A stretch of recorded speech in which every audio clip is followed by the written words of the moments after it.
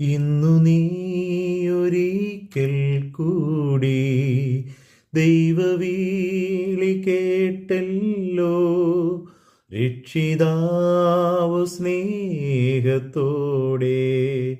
കാത്തിരിക്കുന്നുണ്ടല്ലോ. ഇന്നു തന്നെ യേശു നിന്നെ രക്ഷിപ്പാനായി കാക്കുന്നു. ഭയം വേണ്ട, ശങ്കിക്കേണ്ട, വാവങ്കൽ നീന്ന്. ദൈവ തിരുനാമത്തിന് മഹത്വം. വീണ്ടും തിരുവചന പഠനത്തിനായി നമ്മൾ യെശയ്യാ പ്രവാചകൻ്റെ പുസ്തകം 33-ാം അധ്യായത്തിൻ്റെ ചില വാക്യങ്ങൾ, 15ഉം 16ഉം വാക്യങ്ങൾ ഞാനൊന്ന് വായിക്കട്ടെ. നീതിയായി നടന്ന് നേര് പറയുകയും പീഡനത്താലുള്ള ആദായം വെറുക്കുകയും കൈക്കൂലി വാങ്ങാതെ കൈ കുടഞ്ഞുകളയുകയും രക്തപാതകത്തെക്കുറിച്ച് കേൾക്കാതെ വണ്ണം ചെവി പൊത്തുകയും ദോഷത്തെ കണ്ട് രസിക്കാതെ വണ്ണം കണ്ണ് അടച്ചു കളയുകയും ചെയ്യുന്നവൻ, ഇങ്ങനെയുള്ളവൻ ഉയരത്തിൽ വസിക്കും. പാറക്കോട്ടകൾ അവൻ്റെ അഭയസ്ഥാനമായിരിക്കും. അവൻ്റെ അപ്പം അവന് കിട്ടും, അവന് വെള്ളം മുട്ടിപ്പോകയില്ല. നിന്റെ കണ്ണ് രാജാവിനെ അവൻ്റെ സൗന്ദര്യത്തോടെ ദർശിക്കും, വിശാലമായൊരു ദേശം കാണും. പ്രിയമുള്ളവരെ, നമ്മൾ ഈ ദിവസങ്ങളിൽ പഠിച്ചുകൊണ്ടിരിക്കുന്നത് ദൈവത്തിൻ്റെ മന്ദിരമാകുന്ന ശരീരം, അതിനെ എങ്ങനെ കാത്തു സൂക്ഷിക്കണം, ആ മന്ദിരം മലിനപ്പെടാതെ, അതിനെ നശിപ്പിക്കാതെ, അതിലേക്ക് യാതൊരു തരത്തിലും ഈ ലോകത്തിൻ്റെ മാലിന്യം കടന്നുകൂടി അത് അശുദ്ധമാകരുത്, വിശുദ്ധിയോടെ കാത്തു സൂക്ഷിക്കണം എന്നുള്ളതാണ് നമ്മൾ പഠിക്കുന്നത്. പ്രത്യേകമായിട്ട് ദൈവം മനോഹരമായി സൃഷ്ടിച്ചതായ നമ്മുടെ ഈ ശരീരത്തിൻ്റെ പല അവയവങ്ങളും, അതിന് ഈ മലിനത നമ്മളിലേക്ക് പ്രവേശിക്കുന്നതിന് അതിനുള്ള പങ്കുകൾ എത്ര വലുതാണ്, എത്ര അപകടം നിറഞ്ഞതാണ് എന്ന് നമ്മൾ പഠിച്ചു.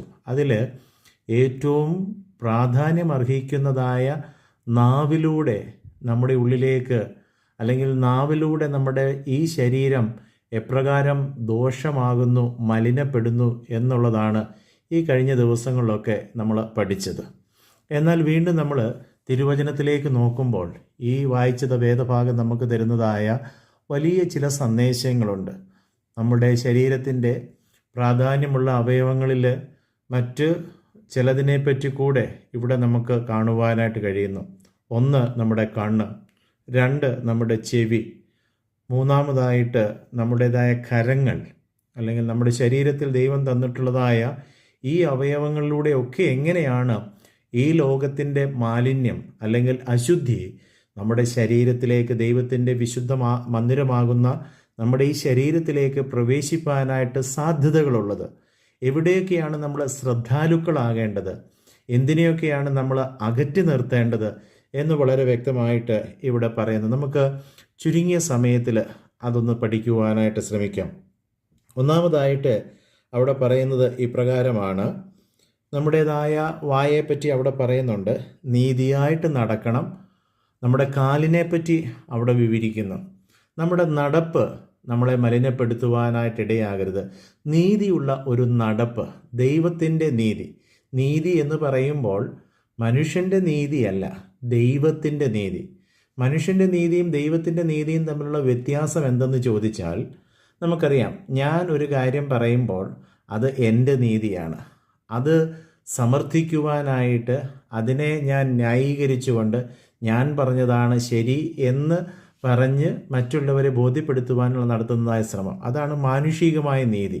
എനിക്ക് ശരിയെന്ന് തോന്നുന്നത് ഞാൻ മറ്റുള്ളവരുടെ മേലെ അടിച്ചേൽപ്പിക്കുന്നു. എന്നാൽ ദൈവത്തിൻ്റെ നീതി അങ്ങനെയല്ല. സകലർക്കും നന്മയും സകലർക്കും പ്രയോജനവുമാകുന്നതായ, മറ്റുള്ളവർക്ക് ദോഷം ഇല്ലാത്തതായ, സ്വാർത്ഥത ഇല്ലാത്തതായ, മറ്റുള്ളവർക്ക് പ്രയോജനം വരുന്നതായ ദൈവത്തിൻ്റെ നീതിയാണ് നമുക്ക് കാണുവാനായിട്ട് കഴിയുന്നത്. അപ്പോൾ ആ നീതിയിൽ, ദൈവിക നീതിയിൽ നടക്കുന്നതായ, അതിനുവേണ്ടി നമ്മുടെ ജീവിതം സമർപ്പിക്കണം, അല്ലെങ്കിൽ നമ്മുടെ നീതിയായി നടക്കുന്ന ഒരു കാലുകൾ നമുക്കുണ്ടായിരിക്കണം. രണ്ട്, നേരു പറയുന്നതായ ഒരു വായായിരിക്കണം നമ്മുടെ അധരങ്ങൾ. ഇനി മൂന്നാമതായിട്ട് പറയുന്നത് കൈയിലൂടെ എങ്ങനെയാണ് മലിനത നമ്മുടെ ജീവിതത്തിലേക്ക് പ്രവേശിപ്പാൻ, ഈ മന്ദിരത്തെ നശിപ്പിക്കുവാനായിട്ട് പിശാച് സാധ്യതയുള്ളതായ ഒന്നാണ് കരങ്ങൾ. അത് ഇവിടെ പറയുന്നു കൈക്കൂലിയെ പറ്റിയാണ് പറയുന്നത്. അല്ലെ മറ്റൊരർത്ഥത്തിലേക്ക് നോക്കിയാൽ ദൈവനീതിക്ക് വിരുദ്ധമായിട്ടുള്ള പ്രവർത്തികൾ ചെയ്യുവാൻ നമ്മുടെ ഈ കരങ്ങളെ ഉപയോഗിക്കുമ്പോൾ അതിലൊന്ന് മാത്രമാണ് കൈക്കൂലി.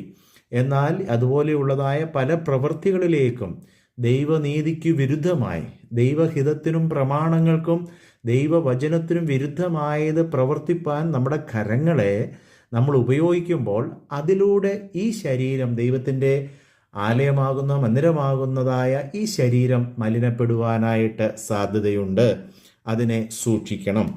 അടുത്തതായിട്ട് നമ്മൾ പറയുന്നത് നമ്മുടേതായ ചെവിയെപ്പറ്റി പറയുകയാണ്. അവിടെ എന്താ പറയുന്നത്? രക്തപാതകത്തെക്കുറിച്ച് കേൾക്കാതെ വണ്ണം ചെവി പൊത്തണം. അപ്പോൾ മറ്റൊരു മേഖലയാണ്, മറ്റൊരു അവയവമാണ് നമ്മുടെ ചെവികളിലൂടെ നമ്മൾ കേൾക്കുന്നതായ കാര്യങ്ങളിലൂടെ നമ്മുടെ ജീവിതത്തിൽ ഈ അശുദ്ധി കടന്നു വരുവാനായിട്ട് സാധ്യതയുണ്ട്. അതുകൊണ്ട് രക്തപാതകത്തെക്കുറിച്ച് കേൾക്കാതെ വണ്ണം ചെവി പൊത്തണം. നമ്മൾ എല്ലാം ഈ ലോകത്തിൽ നടക്കുന്നതെല്ലാം കേൾക്കുവാനും ആ കേൾക്കുന്നതിനെ എല്ലാം അനുസരിപ്പാനും അംഗീകരിപ്പാനുമായിട്ടൊക്കെ പോകുമ്പോൾ അത് നമുക്ക് വലിയ ദോഷങ്ങളെ വരുത്തുന്നു എന്ന് കാണുവാനായിട്ട് കഴിയുന്നു. അതിനോട് ചേർന്ന് തന്നെയാണ് പറയുന്നത്, ദോഷത്തെ കണ്ട് രസിക്കാതെ വണ്ണം കണ്ണ് അടച്ചു കളയണം. ഈ ചെവിയും കണ്ണും, നമ്മൾ ഓരോ അവയവങ്ങളെപ്പറ്റി ഇങ്ങനെ പഠിക്കുമ്പോൾ ഇവിടെ പറയുകയാണ്, ഒരു മനുഷ്യൻ്റേതായ മനുഷ്യൻ്റെ എന്ന് ഞാൻ പറയുമ്പോൾ ഒരു ദൈവ പൈതലിൻ്റെ, ദൈവത്തിൻ്റെ മന്ദിരമാകുന്ന വിശുദ്ധിയോടെ നിർമ്മിച്ചതായ ഈ ശരീരത്തിൽ മലിനതകൾ ഈ ലോകത്തിൽ നിന്നും എങ്ങനെ പ്രവേശിക്കും? അതാണ് നമ്മളിവിടെ കാണുന്നത്.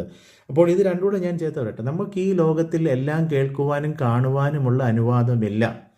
ഞാൻ ഈ ഒരു ഭാഗമാണ് പലപ്പോഴും ഈ പലരോടും സിനിമ, സീരിയലുകൾ ഇങ്ങനെയുള്ളതായ ലോകത്തിൻ്റെതായ ചില കാര്യങ്ങളിൽ വീണു പോകുമ്പോൾ, ഇത് രണ്ടും കേൾക്കുകയും കാണുകയും ചെയ്യുമ്പോൾ രക്തപാതകത്തെക്കുറിച്ച്, കൊലപാതകങ്ങളെക്കുറിച്ച്, രക്തച്ചൊരിച്ചിലുകളെക്കുറിച്ച് ഇതൊക്കെ നമ്മൾ നോക്കുക. പിന്നീട് പറയുന്നത് ദോഷം കണ്ട് രസിക്കുക.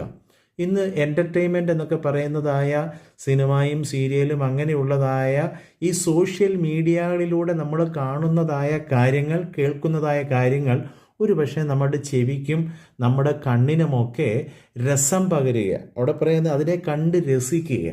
ഞാൻ ഉദാഹരണമായിട്ട് പറഞ്ഞതായ ഈ പറയുന്നതായ സിനിമ, സീരിയൽ കാര്യങ്ങളിലോട്ടൊക്കെ നോക്കിക്കഴിഞ്ഞാൽ അതിലൊക്കെ എന്താണ് നമ്മൾ കാണുന്നത് പ്രിയമുള്ളവർ? ഒരു രക്തച്ചൊരിച്ചിൽ, ഒരു കൊലപാതകം, അല്ലെങ്കിൽ മറ്റു മോശമായ ഒരു പ്രവൃത്തികൾ, അങ്ങനെയുള്ള സീനുകളൊക്കെയാണ്. കാരണം എന്തെന്ന് ചോദിച്ചാൽ അല്പവസ്ത്രധാരികളായിട്ടും മനുഷ്യനെ ആകർഷിക്കുവാനായിട്ട്, മനുഷ്യൻ്റെ കണ്ണിന് ഇമ്പം പകരുവാനായിട്ട്, ചെവിക്ക്, കാതുകൾക്ക് രസം പകരുവാനായിട്ടൊക്കെ ഉള്ളതായ പാപത്തിൻ്റെതായ, നമുക്കറിയാം അവിടെങ്ങും സുവിശേഷം പറഞ്ഞാലോ ആത്മീയത പറഞ്ഞാലോ കേൾക്കുവാനോ അല്ലെങ്കിൽ ഇത്ര വലിയ സമ്പത്തുണ്ടാക്കുവാനോ ഒന്നും കഴിയുകയില്ല. അപ്പോൾ ഈ ഇൻഡസ്ട്രികളിലെല്ലാം നമ്മൾ നോക്കുമ്പോൾ ഈ മേഖലകളെല്ലാം എന്താ ചെയ്യുന്നത്?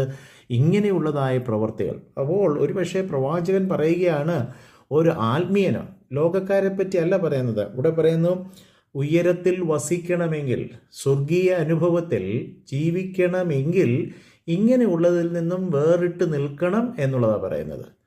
അതുകൊണ്ട് പ്രിയമുള്ളവരെ, ദോഷത്തെ കണ്ട് രസിക്കുവാനായിട്ട് നമ്മൾ കണ്ണുകളെ പൊത്തണം. അത് കാണരുതെന്നാണ് പറയുന്നത്, കേൾക്കരുത്. അപ്പോൾ ഇതിലൂടെ കാണുകയും കേൾക്കുകയും ചെയ്യുന്നതിലൂടെ എന്താ സംഭവിക്കുന്നത്? ഈ പറഞ്ഞതായ കൺമോഹം, ജഡമോഹം ഒക്കെ നമ്മുടെ ആ കാര്യങ്ങളെ കാണുമ്പോൾ അതുപോലെ ആകണമെന്നൊക്കെ ഉള്ളതായ ഭ്രമം വരുന്നു. ലോകത്തിന് അനുരൂപരാകരുത്. ഈ ശരീരത്തെ കാത്തു സൂക്ഷിക്കേണ്ടത്, മലിനപ്പെടുത്താതെ കാത്തു സൂക്ഷിക്കേണ്ടത് എൻ്റെയും നിങ്ങളുടെയും ഉത്തരവാദിത്തമാണ്.